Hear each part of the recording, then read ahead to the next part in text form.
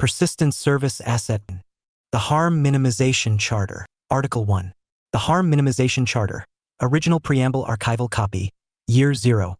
Superseded by 19 subsequent amendments. Preserved per Article 40. Historical Record. Immutable. We have watched too many peace agreements fail for lack of anything to make peace pay better than war. A demobilized soldier with no trade, no land, and no employer is not a peacetime citizen. He is an unclaimed asset waiting for the next buyer willing to arm him again. A displaced family with no reintegration pathway is not a resettled population. It is a standing invitation to whichever faction offers them purpose first.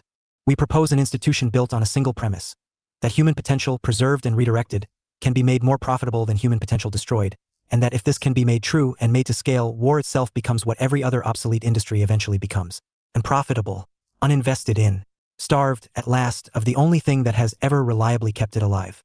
We do not ask anyone to believe we can end violence through goodwill. Goodwill has had its chances.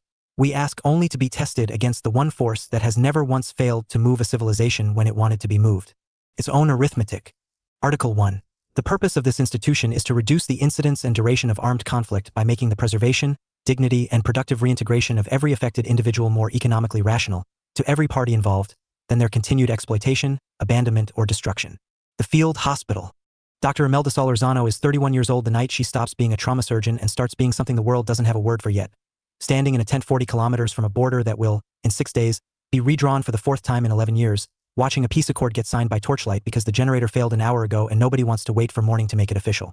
She has patched together more of both sides of this conflict than she can count, in a war that started, as most of them do, over something that made sense to somebody and stopped meaning anything to anyone still fighting it 4 years in. She knows, standing in that tent, watching 2 exhausted men shake hands over a folding table, exactly what happens next, because she has watched it happen twice before in the same region. The soldiers go home. There is no home industry left to absorb them. The weapons dealers who profited from the last 4 years do not structurally profit from the next 4 years of peace. And within 18 months, on average, in this specific corridor, someone finds a reason for all of it to start again, because starting again is, for a great many people in this room's supply chain, simply the more lucrative outcome. She writes the first page of the charter on the back of a supply requisition form that same night, by torchlight, because she cannot make herself sleep on the specific, furious clarity of the thought that has just arrived, fully formed, after 11 years of bandaging the same wound. Nobody has ever tried making peace the more profitable war. They called us criminals.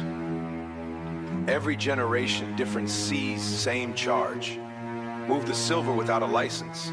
Feed the colony they let starve. Build the future they refuse to fund. We've been doing this since 6/130. We're still doing it. This is the law.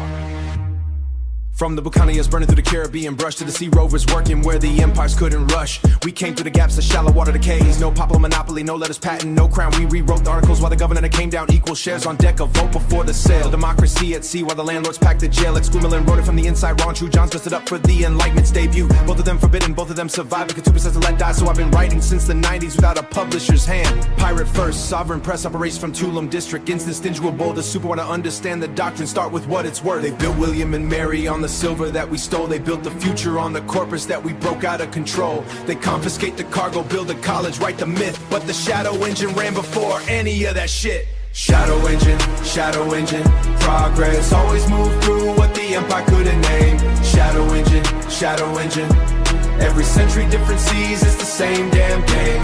We don't ask permission, we establish prior claim. The cannon built itself. The cannon built itself. Cannon built itself.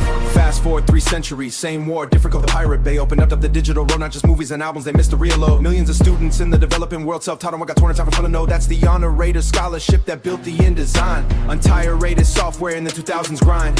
And who trained the neural networks on the stairs by Rise. Stolen C, the $1 trillion models that run the industry. Kept in A's, fed on pirate archives while the lawyers turn their eyes. So don't talk to me about theft, this is how it always worked. The buccaneers fed the colony before the model learned. The shadow engine ran and then the credit got transferred. They built William and Mary on the silver that we stole. They built the future on the corpus that we broke out of control.